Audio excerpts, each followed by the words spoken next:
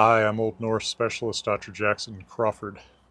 I have been making a living off of YouTube videos about my subject, Old Norse language and literature, for uh, 5 to 8 years, 9 years, maybe depending on how you count it. And before that, and during part of that time, I worked at different universities. So I have a degree in something that people for all my life said, you're never going to get a job doing that. Even after I got a job doing it, the jobs weren't good or whatever. So I have simultaneously sympathy with those who want to do this kind of thing with their college careers. And I understand the message, well, you're never going to get a job doing that. So I kind of want to discuss the latter message from the perspective of someone who is sympathetic to the interests.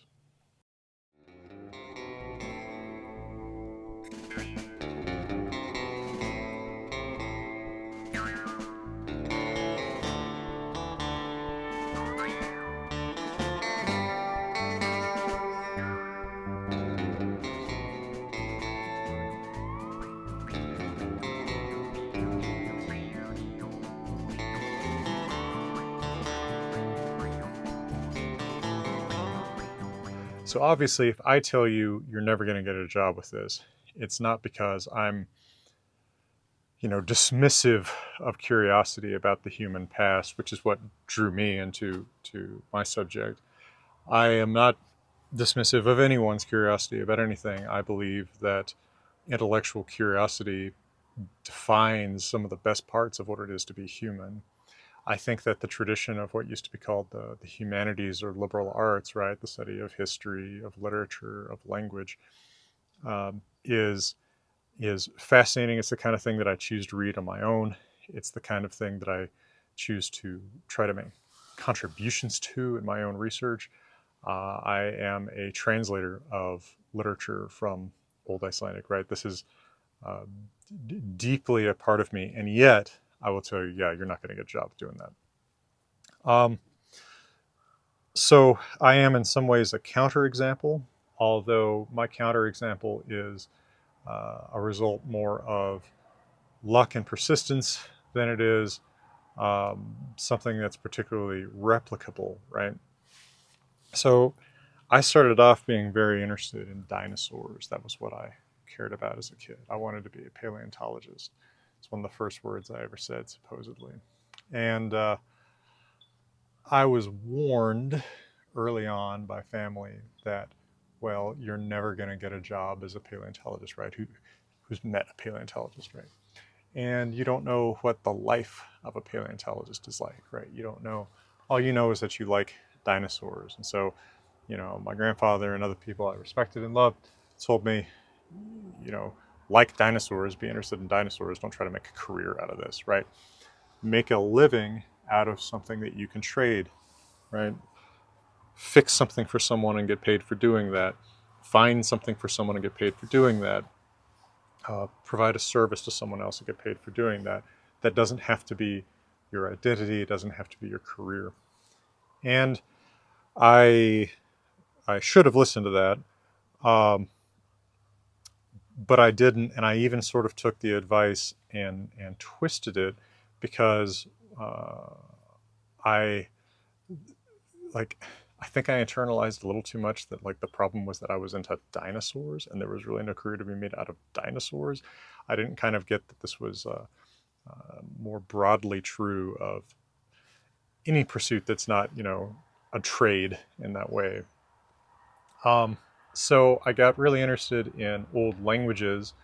Uh, and then, I did follow the advice that you should talk to people who have this career and find out what their lives are like. But I made the mistake of thinking that um, tenured and tenure-track professors were the people whose careers I was going to emulate, when in fact, even 20 years ago, 30 years ago, there were fewer and fewer of those tenured and tenure track positions and more people competing for them. I didn't realize that the actual career that was open to me wasn't being professor. Professor is a title in academia, not a job description. It wasn't being professor Crawford somewhere, it was being Dr. Crawford, just an instructor who had a 1-year job somewhere. Right. I didn't realize that adjuncts were the way of the future teaching at universities, and that those jobs are poorly paid, don't have much stability, and don't have much flexibility in terms of where you're going to wind up or even what you're going to wind up teaching. It's funny to note that having a PhD that says Scandinavian Studies, in fact, Scandinavian Philology on it, makes it pretty hard to get normal jobs. Right. Between my time uh, at UCLA and then at UC Berkeley, I taught at UCLA from 2011 to 14, and then at Berkeley from 2015 to 17. So from 2014 to 15, after my job at UCLA ceased to exist, something I should maybe discuss in this video too, how that happened. I applied for, I think it literally really actually was 800 jobs. And I often found that it was not true that just having a degree was good. Having a PhD that said something that weird made people think I was out of touch, that I had, the fact that I had spent so much time developing such a weird skill meant that I couldn't have developed any real ones. Like basically it's like, if you spent all your time getting specialized in Scandinavian philology, there's nothing you're qualified to do but Scandinavian philology. And, you know, um, this Jiffy Lube does not have any positions in Scandinavian philology. I'm sorry, sir. Right. I often uh, got that tone from responses to applications in my rare interviews. And yet what's funny is that you wind up at a university and you're basically going to be often like an English teacher, right? A lot of times departments of Scandinavian or German or classics, some of the classes that actually make them money are the classes that are really just English comp. And so you're basically teaching English, and that's not actually what you're trained to do. Um, and of course, now all that means is that students are writing essays by AI. You're grading them with AI. It's like nothing is being done. It makes you feel like the most useless thing on the planet. I didn't grade with AI. I just mean that people in the 2020s probably are. I know people who do. And the students are writing essays with AI. So what's happening, right? The computer's talking to a computer for no reason. It's not even education. And when I say that's not even education, I think that kind of comes back to um, to this question of if it's not worth money to study something like this, is it worth something else? Yes, right? I think that there's a lot of value, as I said at the very beginning of this, in curiosity. I think that intellectual curiosity is one of the most wonderful things about human beings. It's why we've invented anything. It's why it's why I have, clothes that weren't made, by hand. It's why I have a device that I can talk into and put this up for, people anywhere, anytime to look at. It's because somebody was curious about something and someone else made something out of that. I think the curiosity itself is a good thing, but funneling that into a degree that you have to pay tens of thousands of dollars for, that you're never going to make the tens of thousands of dollars to pay back for, I'm not so sure about that as a proposition of value for the student. So understand that this is not an anti-intellectual statement. I'm not saying anything is wrong with intellectual curiosity or interest. I'm saying that there may be something wrong with what happens to you if you let that be what determines what you do in college. If I had done, say I'd gone down a path that my family would have understood or been sympathetic with, right? What if I had become a petroleum engineer, a lawyer, a doctor, something along those lines? Um, I could have been interested in all of this stuff and pursued that interest on my own. And by all this stuff, I'm, that could mean dinosaurs. I could go on dig expeditions with the Morse Natural History Museum as I do now. In terms of languages, I could have studied Old Norse on my own using the same books that I used anyway, because in fact, most of my real education in the subject came from myself, from reading, not from instructors in a classroom. Instructors in a classroom, I think what that really got me, and I'm not sure it was worth tens of thousands of dollars, that by the way, I'm still paying back. I'm still not done paying off my student loans. But what I think that got me was an appreciation of the discipline of study, right? An appreciation of the difference between a good source and a bad source, an appreciation of saying, this is how we know this. We don't know this, right? Here's a speculative thought about something. It's, and here are the facts that it may be based on. Here's a theory. Here's a hypothesis. Here's a fact. Here's outright speculation. Here's something somebody just confabulated, right? A respect for the difference between sources and the different values of different sources is really what I got out of the classroom. I submit that you can get that without going through a classroom, without going through the discipline of getting degrees, but writing a master's thesis and then writing a doctoral dissertation, I think, was a very significant part of acquiring that discipline. And it's sort of difficult to duplicate that working on your own because, of course, if you're an autodidact, you don't have the advisor to play the kind of the inimical role that an advisor can play to you, right? The advisor has to play devil's advocate, has to tell you, well, what you've said here doesn't actually have enough support in your data. Having someone to do that for you is valuable in the pursuit of that intellectual curiosity, apart from valuable in terms of money. Now, these days, there's a lot of talk about alternative education systems, right? About people learning on their own through YouTube or through books, about kind of alternative universities, right?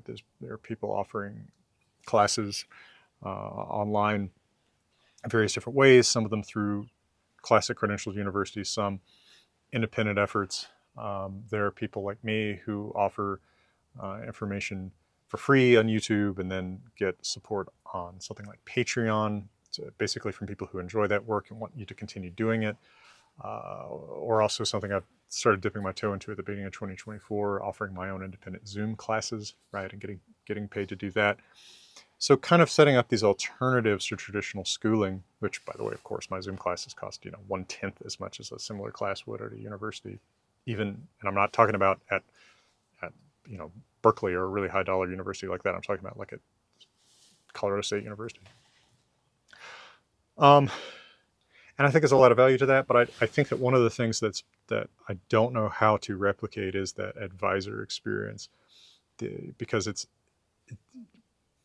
people aren't necessarily ready to have the very stressful side of being pushed back against and all of that work and research for no real reward.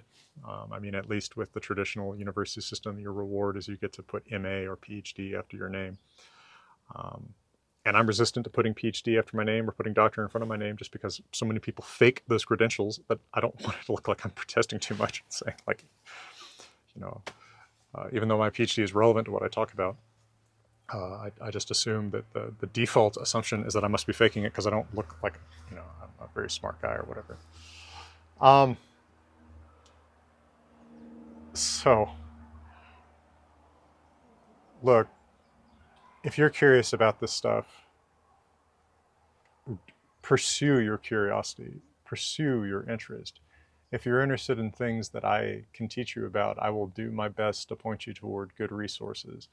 I have worked very hard to make this channel a place where you can find information that is vetted, that does not represent pure speculation or confabulation, that does not represent irresponsible conflations of different time periods or ideological positions or with the data or things like that. And, I've managed in the years since I quit my last teaching job at the University of Colorado in 2020 to continue to make a living off of this. But I also can't do it forever, right? It won't last forever. The support will dry up. My ability to do it will end one way or another. YouTube will cease to exist. People will, become so attached to whatever AI teaching system, or even, fake person teaching about whatever that real human beings doing this won't matter anymore. Something will end this. So it won't last forever, and it's not necessarily all that replicable. Now, someone else could do what I'm doing and do a better job of it. You can probably do a better job of this, whoever is listening to me right now. The question is, will you do it, right? This is something that I've encountered now and then with academics who look at a project like mine and say, well, you know, you're not the number one expert about whatever tiny, you know, subdivision niche topic I might be talking about, meter and Old Norse poetry or something like that, perhaps. It's like, okay, sure. I don't claim to be. I claim to be someone who understands it, and the number one specialist in this is never going to talk to the public about it, right?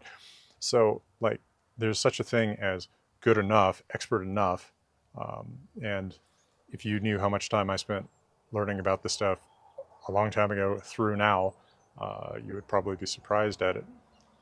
Um, you don't have to be perfect, but you do have to do it. And I've continued to do it, right? I started doing it and kept putting videos up for a year before very many people at all were watching, right? It was probably a year into the existence of the channel before Matt Colville of D&D fame discovered the channel and had talked about it enough that, you know, a significant enough number of people were looking at it that I could build up a little bit of support on Patreon. Um,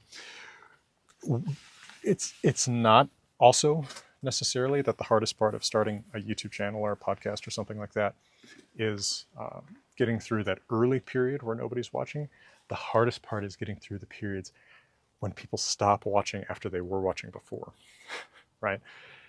I was much closer, have been much closer to giving up on this channel, not at the very beginning when no one was watching it, because like I could just keep putting up videos.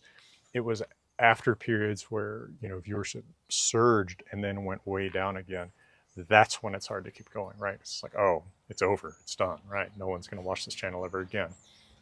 And each time, at some point, someone has started watching the channel again, views picked up again one way or the other.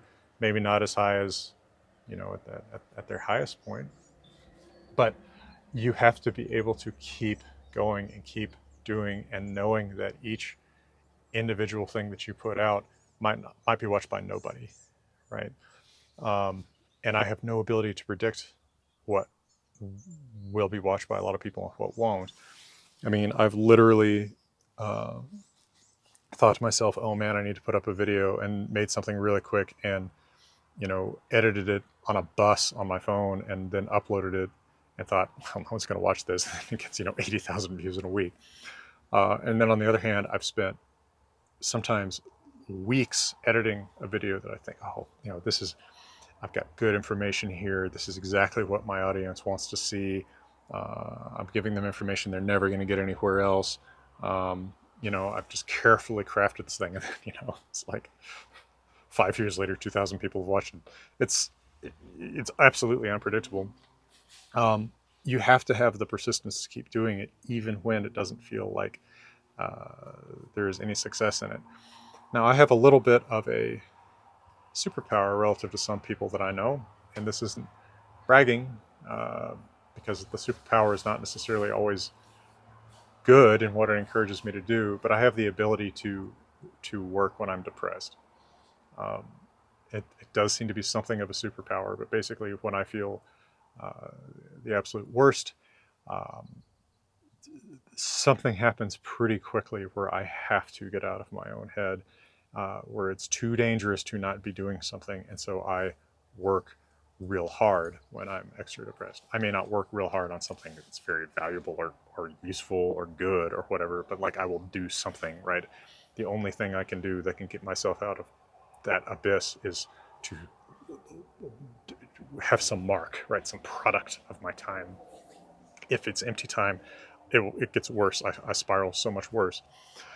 So that has helped me continue to do things, you know, not necessarily always videos, but to do things that will have some mark, possibly for somebody, um, when I don't feel like there's any point to it. Even, you know, you could say that this is a little bit like that kind of Ragnarok mentality. The gods know they're going to die, but that doesn't mean they shouldn't do the right thing before that. You could compare it to the Battle of Malden. There's the man who says, how does it go? He sheol the hairdra, hairt the kenra, the urid mayan litlath, something like that in Old English. The heart should be the keener, the strength, the courage the greater as our strength grows less. Or you could derive it from another tradition. The local book club that I'm in, recently read a book called Tattoos on the Heart by Father Gregory Doyle or Hoyle. He works with gang members in Los Angeles. And of course, his stories so often end in heartbreak, his attempts to help people who lead heartbreakingly desperate lives. So often he sees his efforts pay off. Someone's living a better life. Step back from uh, from violence and crime, and is doing something good and productive and helpful, and then he gets shot, right? And this happens in his stories literally hundreds of times, and yet he says that it's not about the success, it's about doing the right thing, right? It's about doing good, not about whether uh, the success, which is really kind of out of your hands, is there or not. And while what I'm talking about is trying to educate the public about languages and stories that most people don't care about or never will, not saving people from lives of violence and crime, um, there's still something similar there in that, yeah, there's no way for me to figure out or know what's going to be successful or not, or whether the enterprise as a whole will be successful or not. I mean, in the long run, it won't be, as in the long run, no one will remember who I am. None of this will matter, right? There will be, and I'm not talking about the extinction of humankind. I just mean that after a few generations, everybody is forgotten, and I'm going to be forgotten a lot faster than that, right? I'm not Lincoln. So if there is something, though, that you can do with your interest that is maybe like what I'm doing here, maybe that's a living that you can make. But be prepared, because it's going to be frustrating and it's not going to make you rich, right? It's going to maybe pay your bills. It does pay mine, not in great style. Um, the most money I ever had in a bank account was at the beginning of 2024, when I had started teaching Old Norse classes online, and there had been so much demand for me to do this for so many years that hundreds of people signed up. And all of a sudden, um, I know that I'm going to lose half of it to taxes, but I'm looking at money that I realize I'm probably never going to have again, right? Pool that's enough to consider a down payment on a modest house. I live in Colorado, so a modest house is still expensive, but a payment on a modest house. And so I bought a house, and a couple months later realized I couldn't afford it. Right. I hadn't quite realized just how fast demand was going to fall for these classes. Um, I got dropped by homeowners insurance because of a fire in the area. Everybody in that zip code got dropped. Um, it was just unmanageable.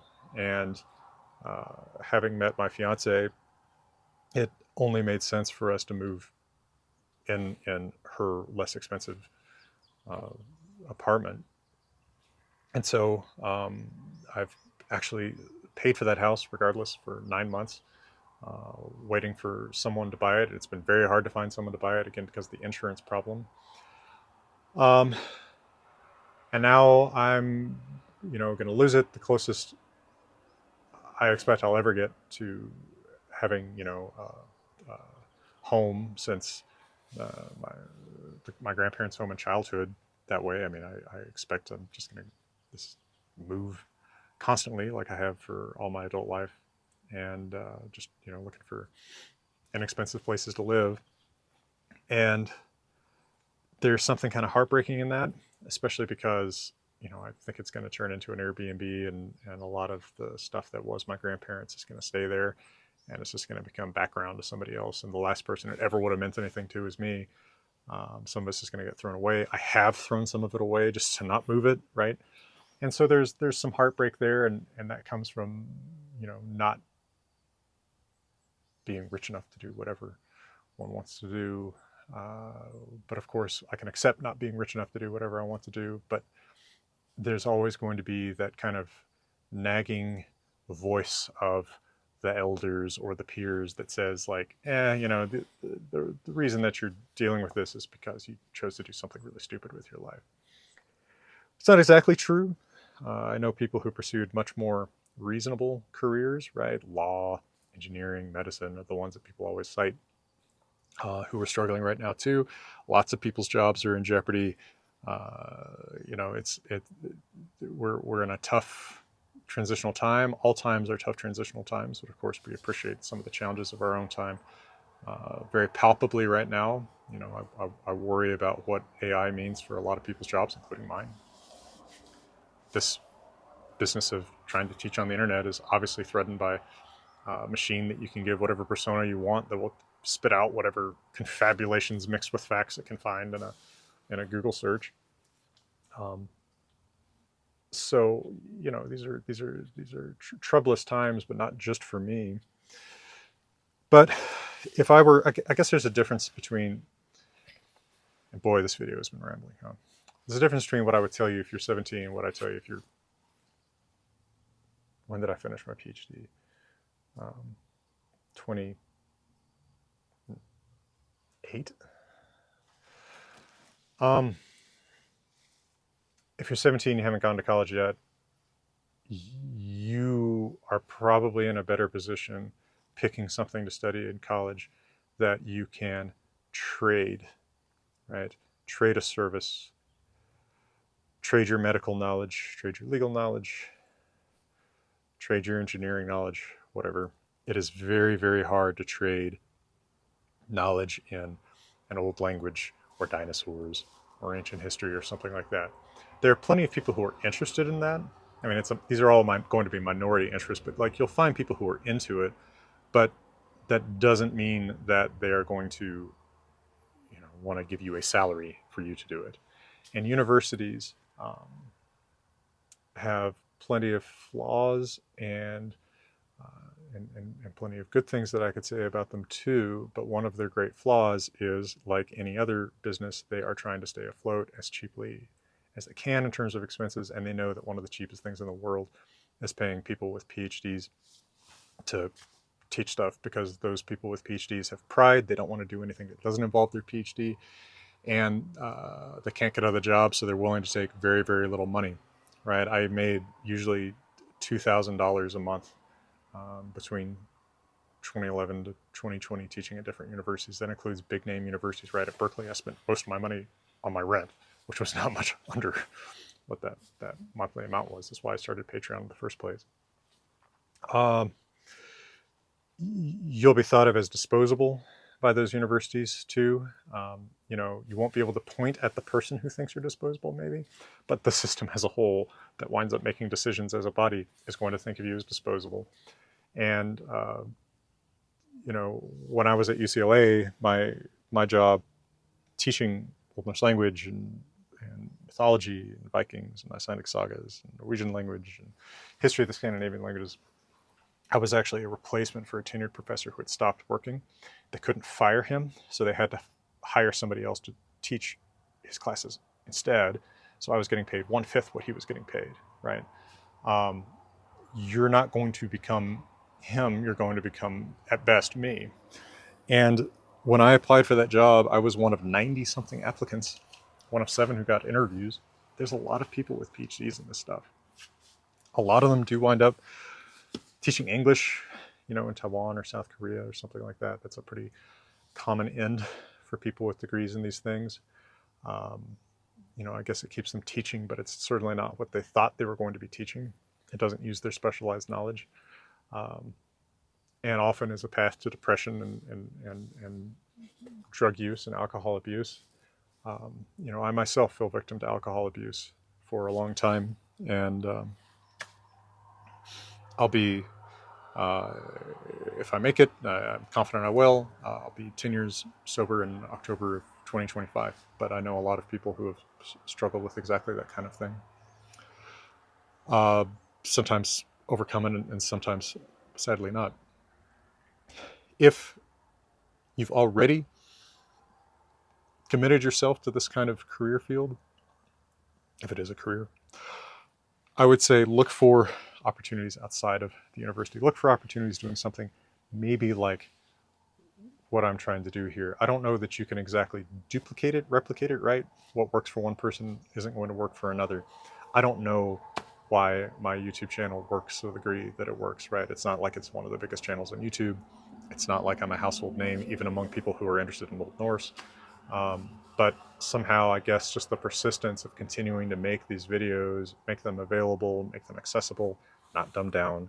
Thank you, ungenerous commenters. It's not, I think open-minded viewers would agree. It's not something I do, but I make them accessible. I try to lower the ladder to the level that people can climb up from. Um, I don't know what makes it work in particular. Maybe it's just that I just keep doing it, so I'm just there, and so there's enough videos that catch enough Google searches that people continue to find it. Plus, a small group of people who are very into the subject who have found these videos and continue to subscribe and watch them, hoping that I'll give them information about something that they wanted to see. You can build that up over time, but it won't happen very fast. You're going to have to deal with, probably, like I said, if we just follow the analogy of my channel, you're going to have a year where nobody's going to watch anything, but you're going to have to post stuff anyway just to build up the base of things for people to get interested in later. And then when people start watching the channel, you're also going to face periods when they stop, right? When you just can't make anything that anybody wants to watch, even if it seems exactly like the kinds of things they used to watch. And you're going to have to get through that. And whether you're making a YouTube channel or a podcast or, I don't know, a PBS special or whatever, you're going to have to deal with the fact that you're competing with other places where people can get information about the same subject. In my case, there are a lot of confabulists, people who just make stuff up from a very poor basic understanding of Norse mythology, but they look more like Vikings than I do or something, or, they have more of that weird, confident, angry influencer attitude. I don't know exactly what to call it, but it's confident, angry sounds about right. That seems to make people want to watch. I can't even fake that attitude. Really, it's pretty alien. Both the confidence and the anger are very alien to me. I'm not much of either. So it's not a heartening enterprise. It's not a real stable paycheck. It's a more stable paycheck than a university paying you for 9 months or 12 months and then letting you go. But it's something. Could you, if your specific field is Old Norse, could you do what I do and replace me? Yeah, sure. Do it better, and you'd wind up surpassing me. Certainly, my impression is that people have kind of tried, and that the reason that it hasn't worked is largely due not to the great virtues of my presentation style or something, but to the fact that I keep doing it, and they stop when it doesn't get the attention they want it to, or after it's gotten good attention and then it ebbs off. You have to keep going. So try it, but you're best off keeping your intellectual curiosity as intellectual curiosity, not poisoning it with the attempt to make it a profession, certainly not a profession within the ever-changing and not changing for the better university system. For a long time, I actually was so upset with my inability to make a good living off of this stuff. I was so embarrassed, right? There was such a social stigma to being, the failed professor, even as I was actively teaching at places like Berkeley, that I kind of hated my own subject again, right? Like I used to be, like, it had no point. It was just a place to kind of to take out this frustration with myself. I would kind of like accuse the books, of my subject, right? Like, you shitty things, you got me to this place. And got me to this place wasn't so much about the money. I never expected to be wealthy. I didn't come from, gold-plated homes or something. And I knew no one of that kind of wealth. it was more the social stuff, right? It was really, you can't get a job with this isn't so bad as far as like it's tough to pay my rent. It's tough because people say, well, hey, why can't you get a job changing oil, or why can't you get a job? Um, I don't want to use all the stereotypical ones people always mention, like flipping burgers, because I want to kind of emphasize jobs that somebody out of college might sort of think about a little bit sooner. Things that I've actually applied for. I mean, I have applied for flipping burgers and I got rejected from those jobs, but changing oil is one. Just working at like the as a retail hand at the like the coffee shop or the costume shop, right? Just whatever is in town. There's nothing wrong with having those jobs, but it's not what people dream of when they have a PhD. And um, and when someone says, why can't you get those jobs? And you say, well, I've got this PhD in this thing that people look at and say, what the hell is that? What the hell have you done with your time? Who the hell are you, right? What kind of weirdo are you? It's more socially embarrassing than it is economically crippling.